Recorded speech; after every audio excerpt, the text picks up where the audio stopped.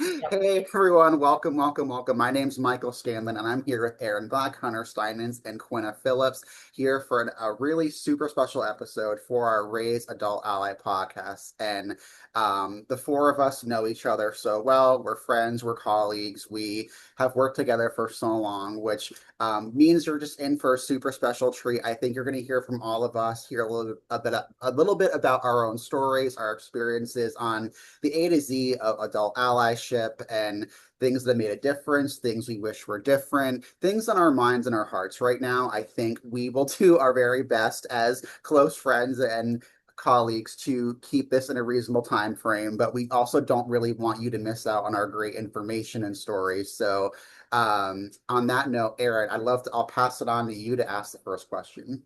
Yeah, I love this. Awesome. Well, welcome, Hunter and Quinna. We're so glad that to have both your expertise and just your experience. I feel like those two things do go hand in hand, which we'll talk about. But I do think both of you are the perfect people to ask in terms of this concept of adult allyship, what it looks like, how to truly become an adult ally. And I think, and I'll let you both kind of introduce yourself in a minute and share more about this. But I did just want to point out I think both of you are in a really cool, unique, very impactful situation right now in your own lives and the roles that you play. I think both of you are not only on the side of youth engagement, being young voices in both the professional space and your own lives. All four of us are self advocates living with our own experiences. But also, you're both kind of on this bridge right now to also starting to gather and mentor and be an ally to a lot of other young people within the system and beyond the system, just in your own personal everyday lives. So I'll hand it over to whoever wants to start off first. Maybe tell us a little bit more about yourself.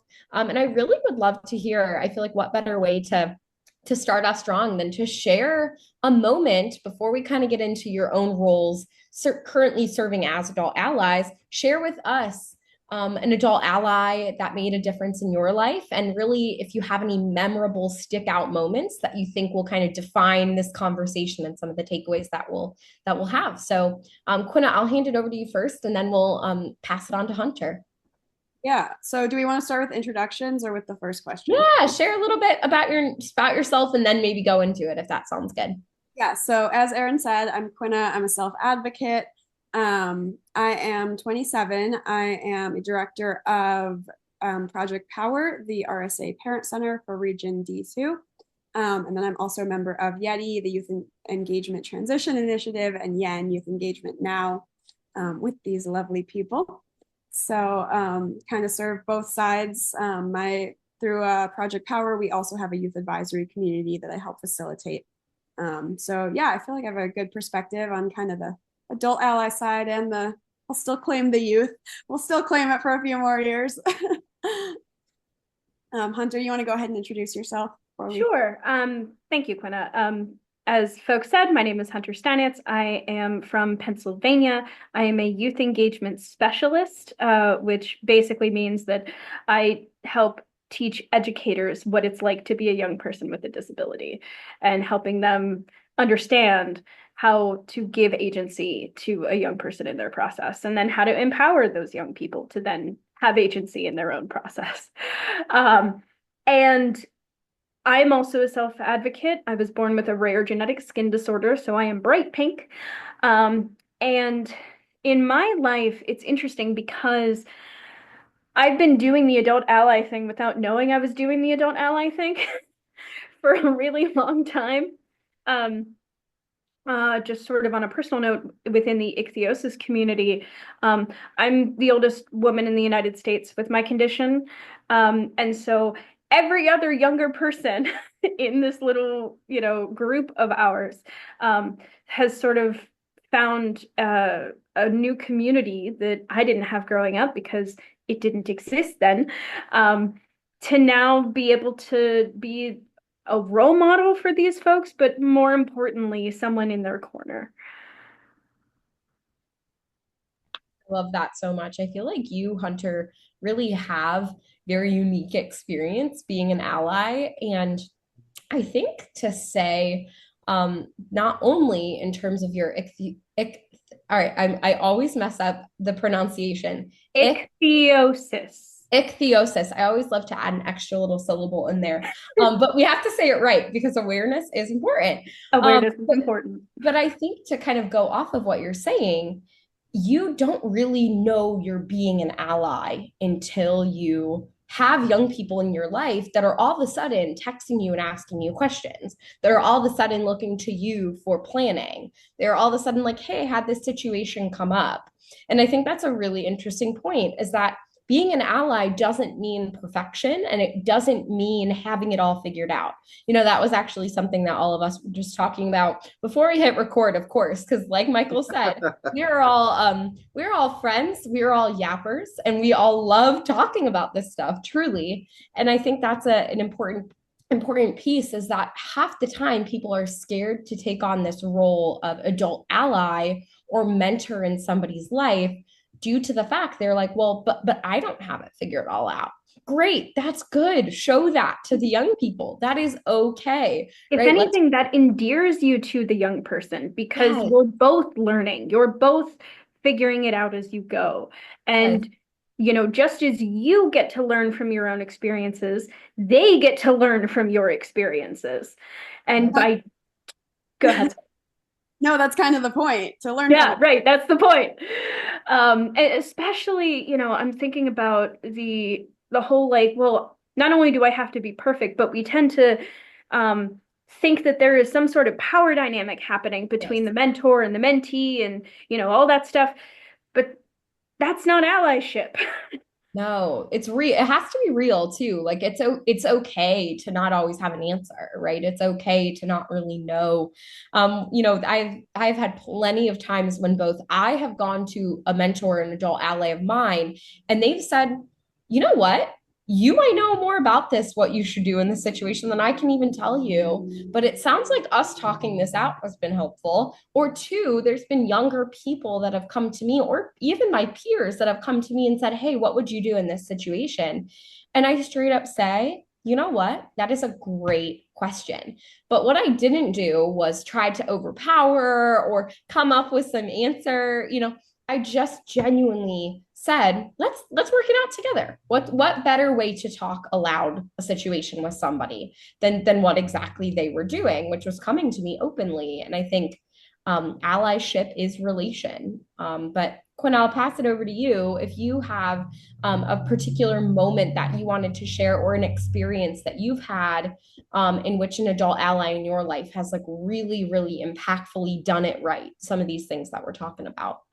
Yeah, I have so many. I mean, even just what you were just saying makes me think of a new one that I hadn't even thought of before. I had a physics teacher in college or a professor in college who probably one of the smartest people I've ever interacted with. But like 9 times out of 10, when you would go with a question to him, the answer would be, I don't know. Let's think it through. And maybe sometimes he did know, but sometimes he genuinely didn't. I mean, it was physics. We don't know a lot of it. But it was just like you never felt comfortable going to the professors who were, really, oh, how can you not understand that? And this guy was like, yeah, let's learn together. Let's be vulnerable. I don't know either. But I also, everyone in this room, M4, Aaron, Hunter, you guys know I'm kind of notorious for disappearing for weeks at a time because I really don't like my phone. And just like you guys just knowing you're there, that I can reach out and that you're still there to support me and you don't expect me to burn myself out for the sake of a relationship, like that in and of itself is so powerful to me.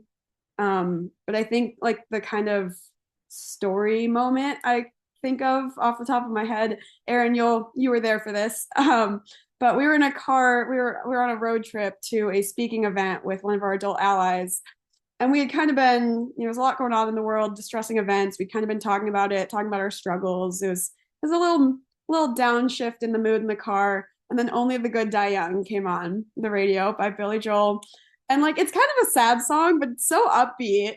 And we all just started singing, and like Michael and I were going hard, and we were just like finding so much joy in being able to like connect over what's like, lost loved ones, a really sad thing, but it was just such a joyful moment. And just like we were laughing and singing, and I just realized like my life was so beautiful because of all the things disability had given me. And like, I really owe most of the good things in my life to this community. And I also realized like it's so important for disabled people to see and know disabled adults who have fulfilling, happy, messy, even lives just living. Because like so much of our representation is tragedy based or, you know, at least like tragedy adjacent with a nice undertone of pity. So just to see people like being adults and happy and the fact that we were even on that trip, the allies could have said, hey, here's a presentation opportunity for us. We're going to take it. We know the info. We'll do the presentation. But instead, they believed in us and they were vulnerable with us. And that led to so much growth and connection. And I really hope I get to have that kind of effect on someone else's life someday. Oh man, not the hours of through rural America, the car rides, the songs, and I think Quinna, one, beautifully said, and two, it all comes back to one thing. Like you were saying, it's so interesting. We just asked you what's like a really impactful adult ally moment. Notice how it wasn't when you said, when Michael came and gave me this really specific piece of advice navigating this really tough situation, you said it was when Michael's presence was like so comforting and such a pleasant reminder in my life. And I think that speaks volumes to what strong adult allyship looks like, which is strong relationships and not being afraid to actually get to know your youth and be impacted by their life as much as you are in theirs, you know. Yeah, if I have love that, that.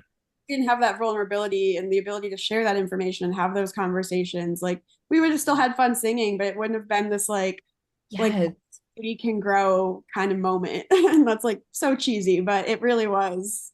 I Um, love that. I love that so much.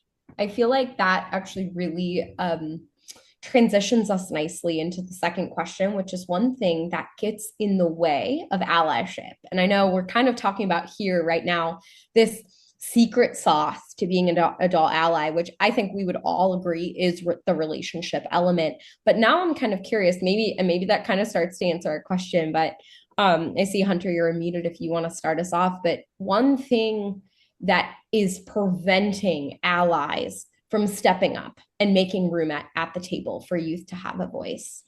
Hunter, did you get to share about the first question? I did not. Oh, so sorry. Yeah, no, Sorry. let's backtrack. Sorry. Thank you, Quinna.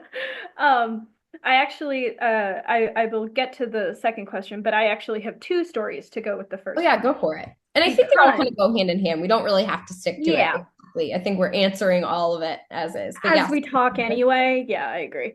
Um, so the first story I want to share is a self-advocate who was an adult ally to me. And the second story I want to share is someone who themselves is not an advocate, they were a service provider, but who is an ally to me. And there's a reason why I want to kind of differentiate those roles here. Um, as far as the self-advocate friend, there are many stories I could tell, but I will tell just this one. And that is my friend who is many years older than me. She has a different type of ichthyosis than I do, but they're similar enough. And when I say many years older, I mean she was an adult when I was 5.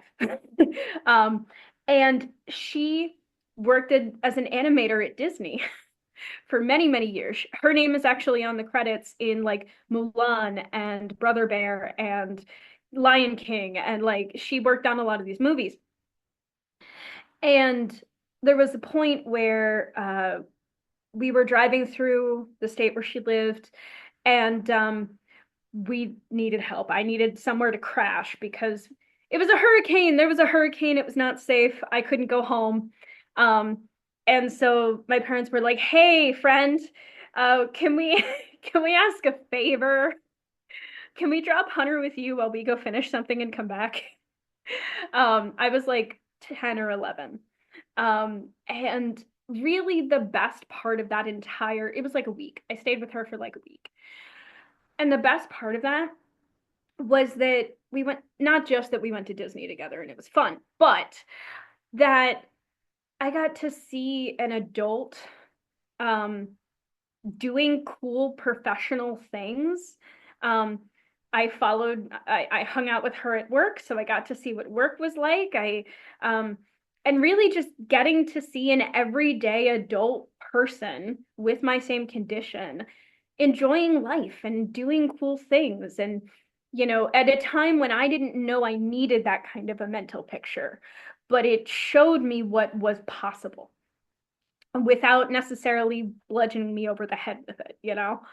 Um, so that's the self-advocate part. And that's important because that shared life experience between that adult ally who is a self-advocate and that youth who is a self-advocate is different than necessarily a service provider or a more professional type adult ally, because not only are those things you connect about different, but the depth of those connections are just different. As far as the service provider goes, this was when I was in college, and I had overworked myself, like really bad. Like I was sick. I was very sick. And I walked into, this was the disability service coordinator at my college. And I walked into her office. She took one look at me and she goes, "Hunter, go home." And I'm like, "But I just came from the dorms." And she's like, "No, go home. You're sick." Like she saw enough to be able to pump the brakes when I didn't want to pump the brakes. And sometimes that's also the role of an adult ally, is to kind of to call it on the carpet, if you will, and say, "Look, I know what you're capable of. You're not doing yourself any favors right now." And that kind of honesty and compassion, right? Not coming at it from a place of, you shouldn't do this, back off, but from a place of, "I'm worried about you. You're not well, and you're not going to perform well if you keep doing this way." And all that circling around to that second question of what gets in the way of adult allyship. I think sometimes leaning into your differences, the things that connect you, and the things that make you different are not things to shy away from. They're areas to dig deeper. I think a lot of the time, adult allies may be not connecting with their mentee or person for whatever reason. And so instead of looking for other avenues or saying, "Hey, we like different things, but we like them in the same way," right? Those kind of walls are not walls.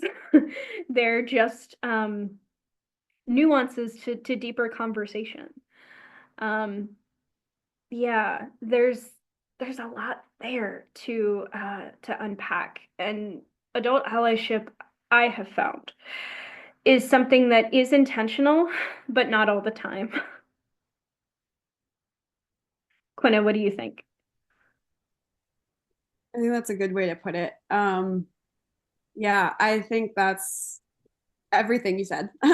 But I think also one of the problems I've run into on as both an ally and a young adult, neither side can think they know everything.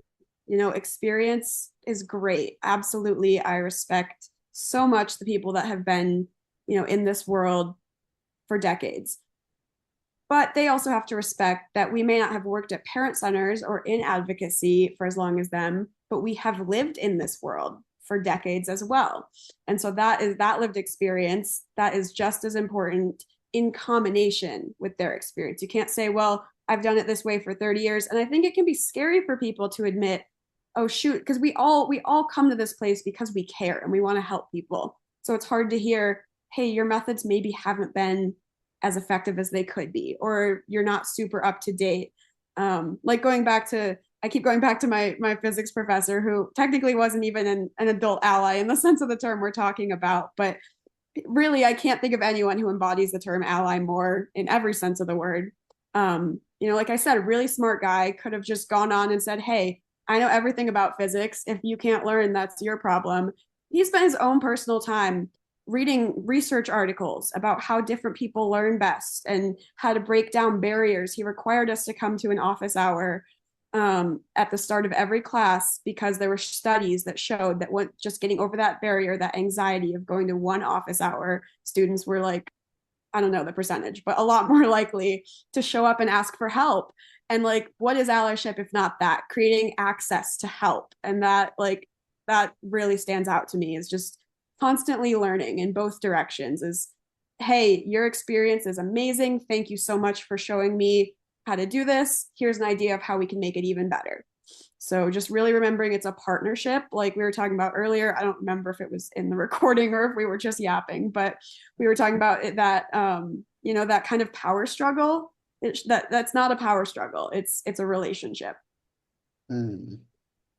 Thank you both for sharing your experiences. I think, right, like in my head, I get this like big, bold, like Vegas sign of like mutuality. Like that's like the word. And so I think you've both shared really meaningful stories on those moments, people who have really embraced how to have shared meaningful relationships with you both, and each using their own strengths, skills, just in whatever capacity. And I think, as you both were sharing too, I think, in my own role, I've like been in meetings, or like I've had to point blank say to like other professionals, is like we all can do something. Like it doesn't have to be the same. This is not cookie cutter. Like it literally does not matter. But like if you don't even try, like how can we ever make a difference? Love that. Beautifully said, Michael. I feel like listening to the stories that you guys share, it like makes me sit back. Like as you guys are talking, I'm like, oh my gosh, how lucky am I to have so many allies in my life? Like truly. And one thing I did just want to point out too is that when I think of the term adult ally, I immediately kind of think of this like old nurturing concept, like right, like it's like somebody who's significantly older than me, who has this, like you're saying, Quinna, decades of life experience. But at the end of the day, I'm like reflecting on some of these qualities that both adult allies have, and then qualities that they shouldn't and that they don't have. And it just like reminds me how many relationships in my life really have shaped the way that my engagement as a young person has changed, whether that was personally or professionally. And yeah, just thank you guys for sharing a little bit more about your own adult allies. And it kind of, I guess, really transitions nicely into our last question. And I would love, whether it's particularly answering this question or just sharing your own experiences. We have talked a lot about our own allies, and you both have shared some specific people and instances that really come to your mind that embody allyship in this sense. But I want to kind of challenge us and flip that, because I think that while we have you both on to kind of talk about these topics, as I mentioned in the very beginning, you are both in such a unique situation right now in your lives. You're on this like bridge. I'm not saying it's seamless all the time. And like you're both saying, you're getting to dabble in both waters right now. But I kind of wanted to pick everyone's brain in terms of your journey going from being a young adult to an ally. And what things have you been noticing as you're getting older, both navigating the system as a professional, but also as a young person living with that experience? What have you found valuable? What advice would you have to anyone else? Maybe they're an adult that is 50 plus years old and just now starting to get join their journey of adult allyship, which is something we've talked about a lot these past couple of episodes. So just any experiences, and what that looks like for you both, I would really appreciate if either of you want to share. I guess I'll jump in first here. For me, that transition from sort of the young self-advocate to the self-advocate adult ally happened. My initial instinct is to say it happened rather quickly, but really it didn't. Because as I started working more professionally, as not just mentoring people in my own community, but kind of into a position where people are asking me to speak on behalf of the youth experience, and for transparency's sake, I'm 30. Um, and realizing that the kinds of people that I am engaging with were in elementary school when I got out of high school. Um, Recognizing the time difference there was kind of an eye opener. But also, as I found myself in the position of accepting opportunities to advocate that were handed to me, and now I'm at the other end where I am getting to extend those opportunities to other folks, is really valuable and also humbling, because I know how much those opportunities meant to me when I was in that position.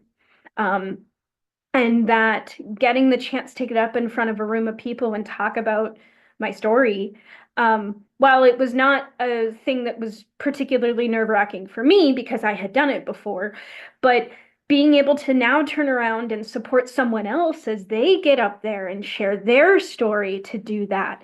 And I get a lot of joy, excuse me, in watching those new skills develop in real time.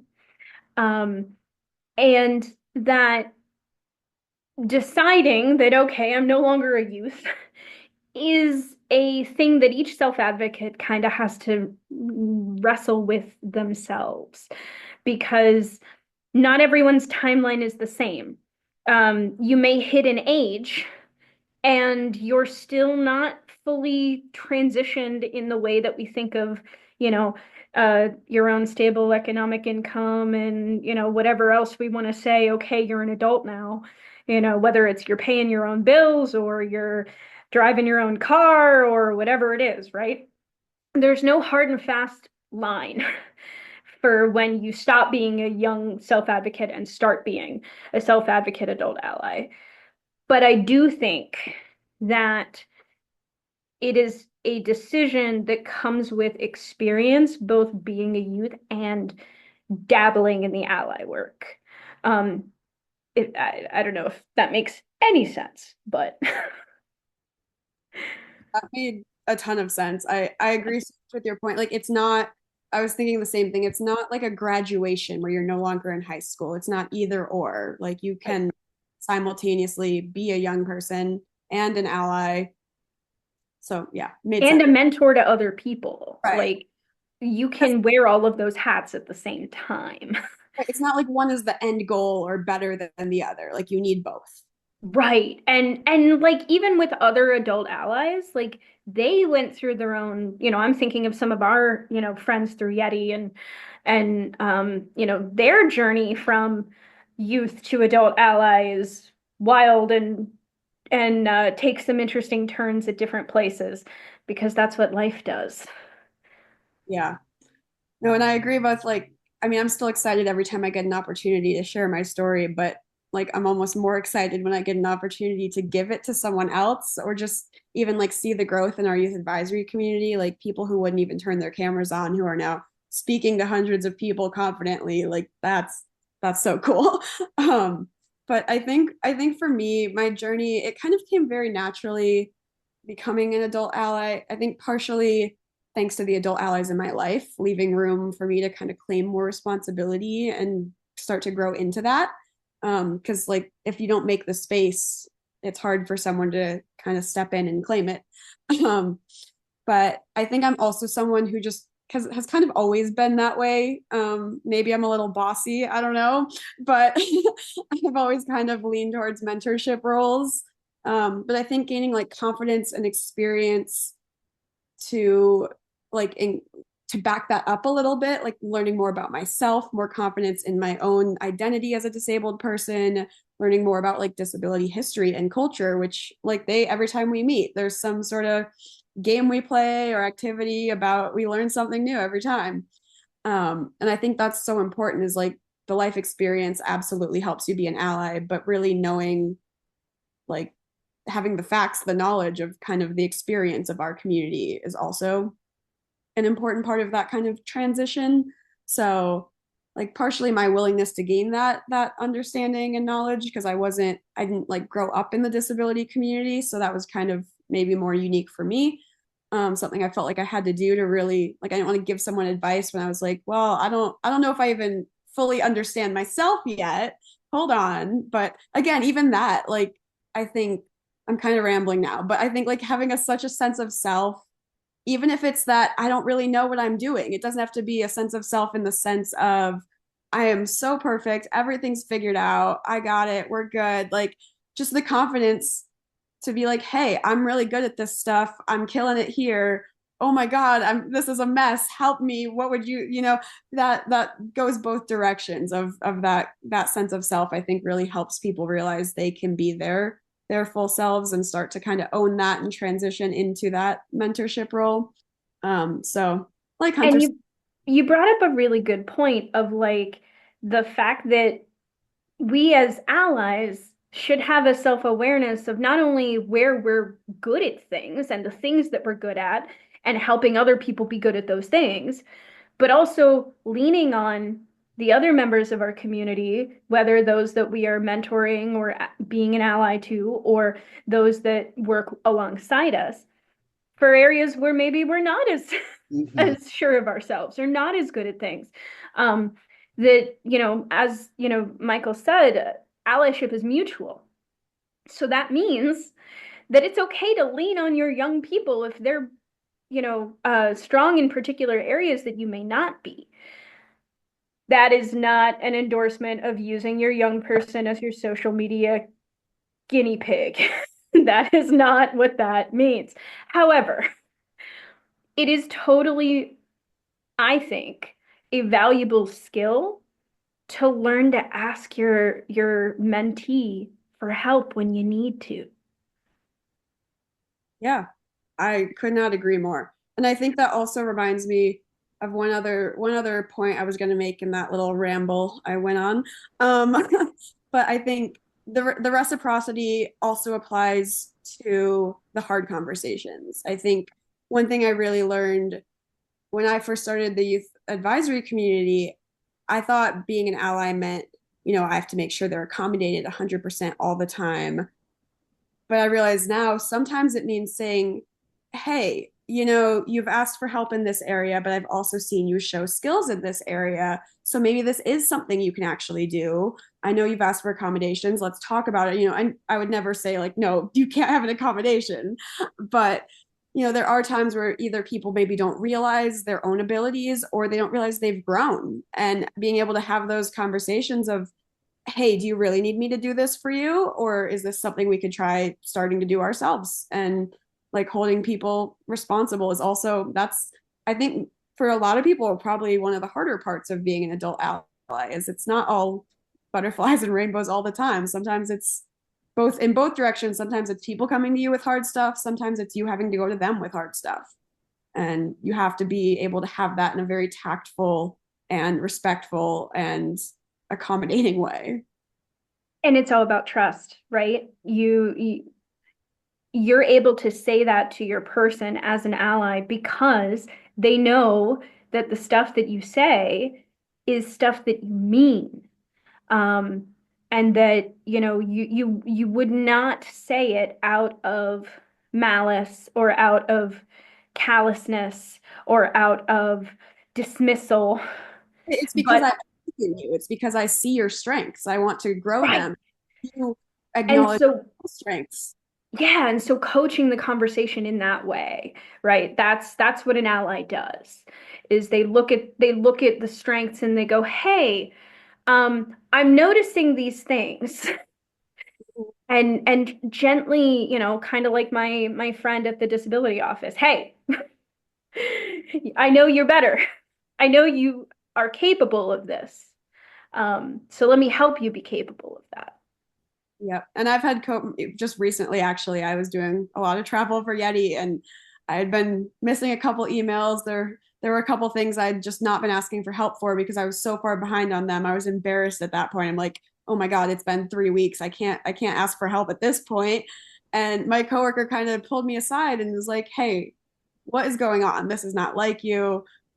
you're not okay. You need to take a week off and go. I thought it was going to be, hey, what the heck? You need to work harder. And it was, no, you're not doing well. Go fix yourself so you can contribute to the team. And I needed to hear that it was okay to let someone else know, hey, I'm kind of drowning, and that it wasn't going to be a tally against me, but an opportunity for empathy instead. Like healthy expectations, it genuinely is like, hey, because I see so much value and worth and potential in you, like I'm gonna make sure that that's actually happening, you know. I know Mhm. you have all probably done that for me on multiple occasions, and it's a form of tough love in a way that it's also just untapped potential that they know is there, and obviously maybe just not being, like you're saying, Quinna, not being distributed properly. I feel like that the key thing that you guys are saying that is just like sticking out, like I like that you said it earlier, Michael. You said like in neon lights, right? um is the fact that a good adult ally will create a space that any youth could walk into and not have 1 ounce of a thought to say, I'm not going to say what I think I should and what I want to say because I'm a young person and there's an adult in this room, which means they know more than me. If that is the culture and the space you've created, you are not an adult ally, right? Whereas if I walk into a room, like I feel involved in Yeti, and I'm very grateful. I'm in so many circles where I really feel like my voice as a young person is heard. But when I attend Yeti, there's not one thought in my mind that I should not say what I want or think I should, what would be beneficial to say because I'm young. But there's somebody older than me here, which means they would know better, and Not just with good ideas, but with like what I was talking about before, the hard conversations. All of us in this room, I know we've had to go to different allies in different situations and be like, hey, I did not feel supported in this scenario. I don't yeah, love how you handled it. Can we talk about it? And luckily, in my scenario, it was received well. They were like, hey, you know what? Thanks for bringing this to my attention. How do we remedy this? And that's it can't be, well, I told you to do something and I'm the adult. You have to be able to hear hard things from the young people as well as an adult ally. That is like, if maybe the most, in my head, like kind of the most important Mhm. boundary set is like, please call me out. I am not the be all end all. Like, the my open feedback. background as your support person. It is not to tell you what to do. And Love it. it's not to say I know better, and it's not to control the conversation. Um, You're giving advice, not direction. exactly. And sometimes not even advice. Sometimes you're just there to listen and Mhm. have a relationship and be a shoulder to cry on when an interview didn't go well, or that reminder of, hey, maybe you should rest a little bit before you get back in the game, right? Um, and I like what you said about being able to take it as much as you dish it, because that is a very good sign of a mature adult ally, is when a young person comes to you and said, hey, I know what you were trying to do. This isn't what happened. This is what happened. And what do we do about it? And as an adult ally, being able to say, oh, I didn't realize that was what actually happened. How do I make it right? Mhm. Mhm. And being willing to work with that young person or group of young people together, right? Understanding that perception can be reality, that even if on paper, well, I didn't say anything ableist. I didn't. If someone comes to you and says, hey, you hurt my feelings, you can't say no, I didn't. Yeah, right, right. Literally. It's all goes back to that relational element. It should adult allyship is a conversation, not a recipe, like not some concoction. Like there will be mistakes that are made, Mhm. but And there will be lulls, shall we say, where, like, things are going smoothly, then all of a sudden they're not, and then it calms down again. um, it is a wave in and of itself, to navigate, and adult allies aren't doing it alone either, right? The fact that there are four of us sitting around this table right now, who each attach an ally role to themselves, says that we can lean on each other to be our own allies whenever, we need an additional friend bug in our ear to remind us um, that you're not doing it all by yourself, and you don't have to have the special sauce, and you don't have to be the end all be all perfect ally that does everything, because that's not realistic. um, That is it's such a good. Go ahead. No, sorry, I was just agreeing with you. That it's okay to get frustrated. It's okay to yell at the computer when it didn't do, the thing that you said it would do for like the third time this week, right? Like, um, you Yes. know, and that those frustrations are likely shared with your mentee, not something foreign to them. Yeah. It's okay to be human. And I think those of you who know me know I get super excited. I've worked really hard to not interrupt any of you today on this recording. That's why, like, I'm on mute most of the time. I'm not gonna like accidentally interrupt any of you. So I just wanted to make as much space on our limited time we had together to hear from both of you and Aaron as well. And we've talked about so much. And if you're down for this, I think you've talked about opportunity and support and just I think the power of being imperfect. I was actually in part of a webinar like a month ago, and it stuck with me because the one of the presenters had like I typed it on like the PowerPoint for her, but she mentioned like verbally like the value of an imperfect life, and it like stuck with me because I think so many of us right have like either have personally felt pressure or I've seen people feel pressure like, oh, because like once you're an ally or this or that or whatever, we all have to be perfect, and how it almost dooms us to have those relationships like almost suffer because now we're all walking around like afraid to like say we're sorry or afraid to say this and fear and all that stuff going on. So I'm just curious how as like a bonus thought is like what would you say has been like a meaningful way or like any advice for someone who would want to maybe repair a relationship or even just like dealing with like, oh, something went different than I expected? Like, how would you handle that? I just am really curious to hear from you all.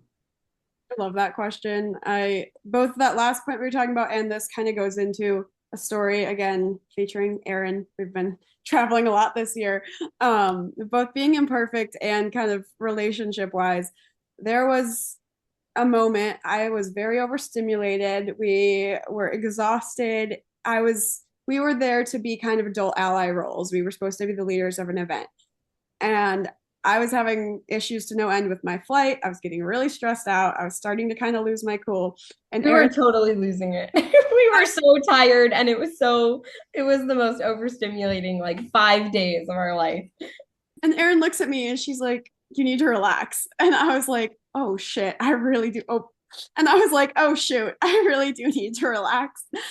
And so I just like looked at her, didn't say anything, went, took a walk. And because in that moment I was like, she's so right. I needed that advice. Thank you. And also like Erin's younger than me. I think adult ally is a mindset, not an age, you know. In that moment, she was my adult ally being like, girl, chill. We're in public. And so, and I went and took a walk. And like a couple years ago, I probably wouldn't have done that because I would have been like, oh, that's a bad look, like taking care of my needs instead of being there for everyone else. I would have just kind of been like, okay, power through. But I've realized, like, no, when I show the young adults in my meetings that I use accommodations, then they feel more comfortable doing the same. So in that moment, I was like, okay, I'm not regulated. I need to go handle that so I can come back and be a good ally to these other young folks. And in that moment, Erin thought I was upset with her for because just walked away because I was like, if I try to talk right now, I'm gonna cry or something. So she sent me this beautiful text because she's a lovely person that was like, girl, I'm so sorry if my tone came across. That's not what I meant. And I texted back and I was like, girl, no, I'm sorry. I was being out of line. You were It's right. like when I want you to know, I wasn't like, oh my God, let it go. Like it was genuinely the most frustrating, overstimulating thing. And I'm sitting there watching Quinna, like almost like I could tell you were like talking yourself off the ledge a little bit. Like, I can't, like, I'm literally cannot do this. And to be fair, that is life. Like, there will be more of those situations that Quinn is talking about. Like, any conference that you attend, any education, setting that you're in, any real life setting, like, things are going to happen. Like Quinn was saying, like, we were all over sleep deprived, exhausted, so overstimulated. We all wanted to get home, and poor Quinna couldn't get home because your flight was giving you troubles. And that was a perfect example of, like, it was a 15 minutes of like space. When we came back, I'm like, look, like, I'm proud of you. And Quinna's like, look, I'm proud of you. And it was kind of this like, hey, I'm really glad that we can like continue to like be humans together and have these moments, and rawness is a part of it, like that important real life situation. So I think it's funny, Quinna, that was like the first story that came to mind too when Michael was talking. So I love that you brought that up, because here both of us are like, oh my gosh, I screwed up, right? I need to fix this. And we're both fix it people. And in that moment, the only thing that needed to happen. Like it was really, we were both just misunderstood each other. And that I was just gonna say, like, no one has ever, it's so weird to me that we have this complex around apologizing. No one has ever been more mad at you for saying you're sorry or saying, hey, I acknowledge I did this or hurt you.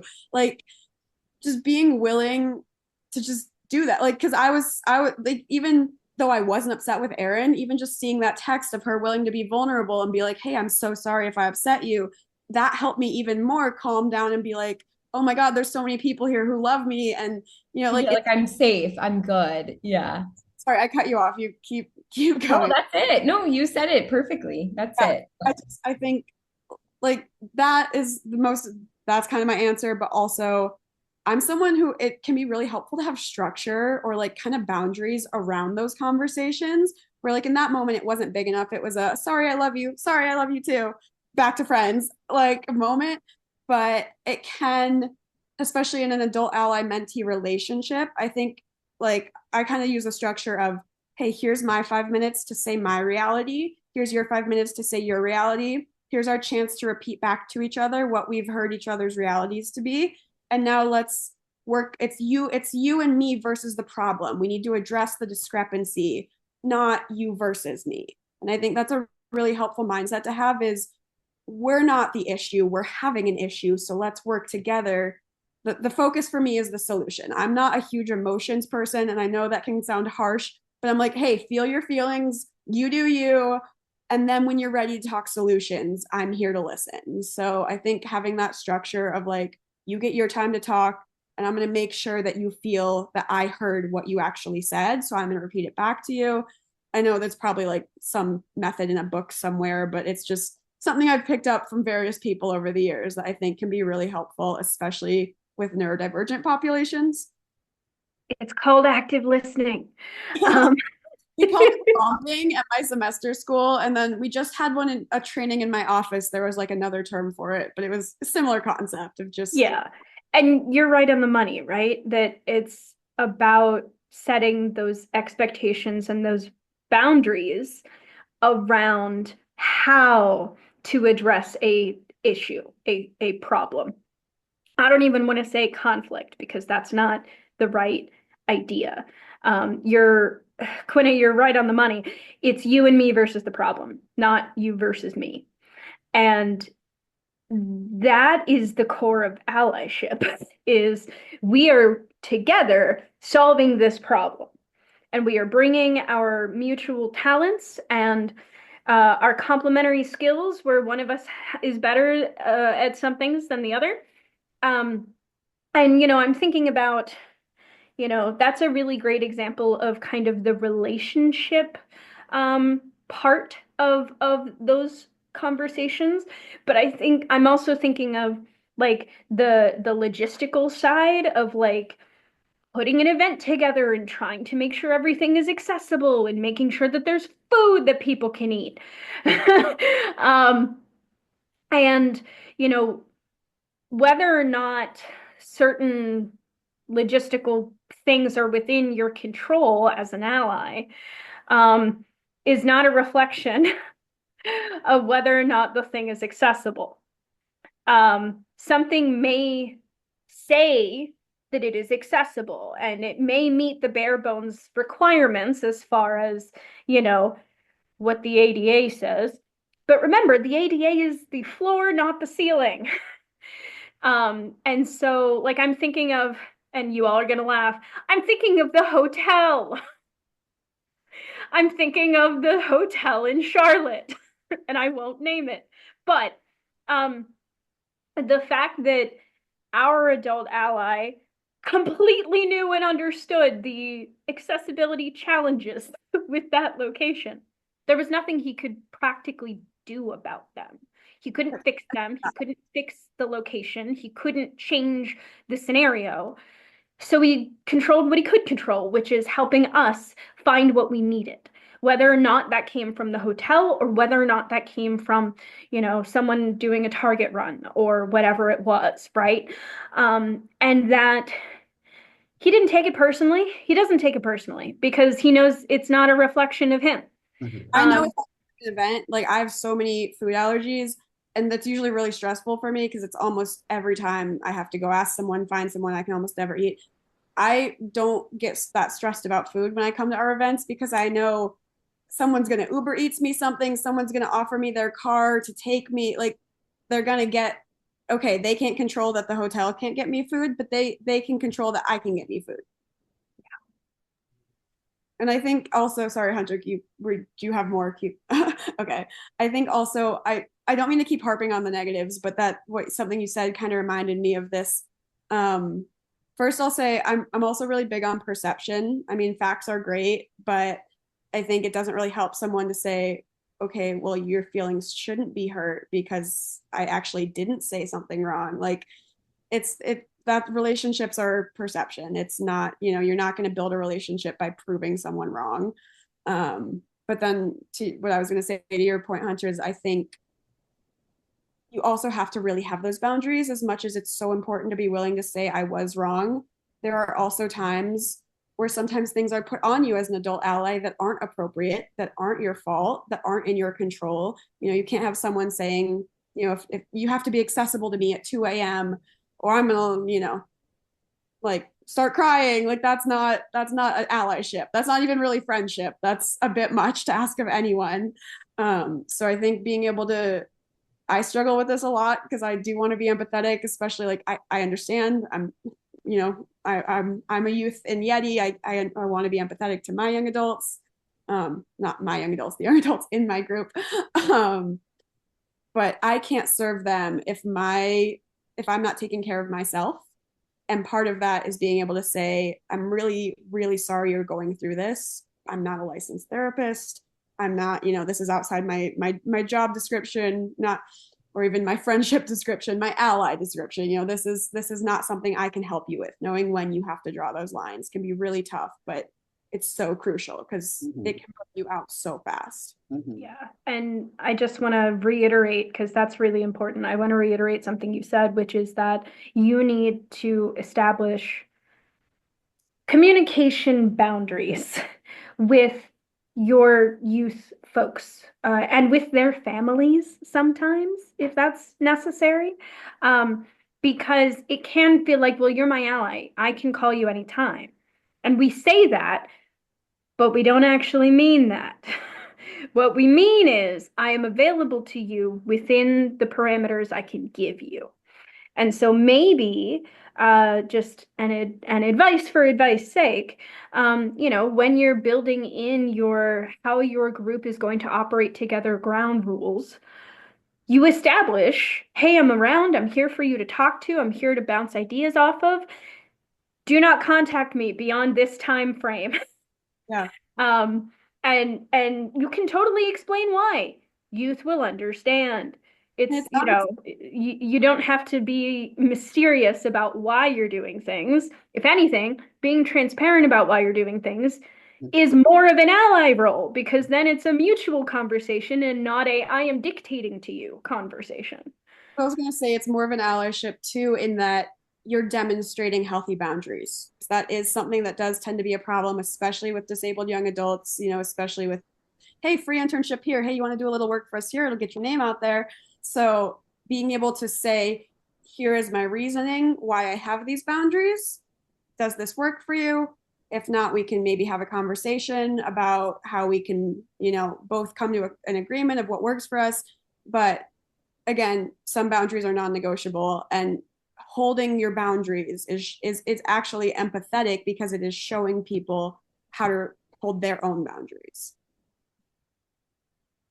And I think throughout our whole conversation today, right, it's been about representation and modeling and like visibly giving people proof of like their future selves and like, wow, like I've seen this person do all these things, successfully. Not saying, again, not perfect, not saying all the time. I'm just saying, but I've seen each of you three do all of what you've talked about so well is setting those boundaries, like asking for support, giving support, that mutuality. So I think these are all really, really important things that are just really helpful life skills for anyone to really have in their toolbox and to really pull from.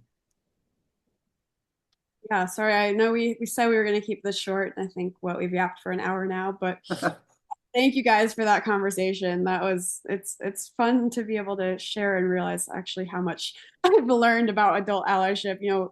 I know you invited me here and we've talked about this, but sometimes you forget to look at your own growth, and it's cool to see that I have Which so is much. cool. Like, because I did, again, I'm trying to keep my trap shut here to like have all of you talk, but I will say this since you brought up Quinna, is I almost feel like too, like I'm a visual person, and as you all are talking, I'm like, damn, allyship too is can be holding up that mirror. Is like, say, hey, look at you, look how much you've grown, like look at what you've overcome, or like helping like someone just face what they may be going through, or then it really is it can be the roller coaster of hope and joy or fear or anger or whatever's going on, but just throughout it all there's that mutuality and empowerment and just hope and possibility. And so I know we're coming to a close, but Aaron, Hunter, Quinn, anything else on your mind you want to kind of say quickly before we wrap up our episode? I'd love to have you all on for another, chat. I know with all of you, an hour or so is so short, but just anything else you want to share before we wrap up? The one thing I'm thinking about is kind of allyship is getting a lot of attention because I hate to call it a buzzword because it's not a buzzword, but it's this concept that gets a lot of, it's mentioned in a lot of different circumstances, but a definition is always kind of nebulous, right? Um, and the easy way that I try to think of an ally is someone who, by virtue of either their life experience or their job title or their, where however life hands them a microphone, maybe literally or metaphorically, not sit, yes, holding it for yourself when you need to, but more often than that, passing it to the person who it should go to and empowering that person to hold the mic on their own. And I also think that made me think, Hunter, I love that point. We talked a lot about like disabled representation, and it is so important like to have disabled adult allies. I also don't want to discourage people though. Like if you are an abled person in this world, you can still be an adult ally. We need you to still be an adult ally. And obviously it's going to look a little different because we're going to ask you to create a little more space for disabled voices than someone who is disabled maybe. But like you also have a power that I hate to say, but we all don't have the same privilege and level of people who are willing to listen to us. So these older disabled voices are so crucial to us. But also, anyone in this world, you can be an adult ally. You don't have to be disabled. We want you. Please help us. Not help us, but we need you. Well, yes, help us. Help facilitate. Yeah. Be the bridge rather than the stopgap. Um, I'm thinking of folks like your professor and like my friend at the disability office and, these other people who have worked in these fields and in these places for God knows how long. And, I don't say that dismissively. I say that as a point of pride. And at the same time, that level of assurance doesn't blind you to continued learning. Love that. You guys literally, this is like, I'm gonna play this as my like going to bed. Like this is what I need to think about. This is what I need to, I think, and I would argue all of us could use a big dose of right now. I think allyship, I like what you said, Hunter. Obviously, we don't use the word buzzword very lightly, but with allyship gaining the important traction that it needs right now in a lot of senses. We're talking about it in one light. It means there's a lot of different ways to approach allyship, but I do think the concept and the pillars, the structure of allyship can benefit every single system and relationship that every section of our world needs right now, which is that intentionality matters, progress, not perfection, and this mutual understanding and respect for one another. And that's it. That's the secret sauce to allyship, right? And I would argue it's something everyone needs now more than ever.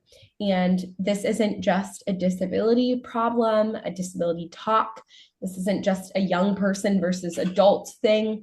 This matters. And it's that people need to get to know one another and build space for relationships. And I just thank you. Oh, Quinna, what did you say? I don't think it cut in. Love that, building space for relationships. That's a good way to put it. Yeah, I think it's just intentionality, right? So I guess, sorry. yeah, I want to make sure, I know it like is taking a second to get your thoughts. So please go ahead. Oh no, I was just gonna say, like, anyone who's spoken to me for more than 5 minutes knows I'm all mutual aid, community aid. Like that's my thing. That's what I think is gonna save the world a little bit. But allyship is such a central part of that. It's not just one thing. It's part of this bigger system we live in. That it might sound like a lot of work for one person, but it's not that. It's a whole community you're uplifting. It is so many lives that are being touched, that it's people you're empowering to, it's like a pyramid scheme. You mentor people to mentor people. Suddenly, and I quote, allyship is a pyramid scheme. Is it MLM, multi-level mutuality or something? Oh my goodness. Multi-level mutuality. Oh my gosh, I love that though. It's an MLM, but just a different kind of one.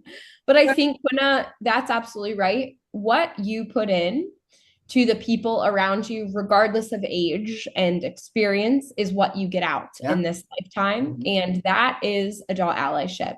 What you invest in young people, you will feel as a reward in terms of the knowledge and the experience and the relationships that you gain by doing so. And yeah, I think adult allyship being a pyramid scheme is the best way to end this. I don't know what other better way. But truly, really, thank you both for being willing to share your true deep expertise in this matter. Like Michael said, we might have to do a part 2 of this conversation. It's just too good. And we just appreciate both of you. And we're really excited for both of you to be a part of the creation of this toolkit and share more about your own personal stories and how you're navigating this bridge of transition yourself in your life. So thank you both so much. And Michael, I'll hand it back to you to close us out. Couldn't have said it any better myself, Erin. Thank you. I mean, thanks to all three of you and for your time, your attention, just how every time I'm like with any of you and all of you, I'm always just blown away by how much, I adore all of you, and just I learn from you all every time. I just have, I think the world of you all, and I know, our listeners and viewers are going to learn so much. And I think this recording especially, I'm going to encourage our listeners. This may be one to listen to a couple times. I think that there's so many layers and nuances to the wisdom you shared. So again, you're all amazing change makers, advocates, humans. And until next time, I just want to thank everyone, and bye for now. Bye for now.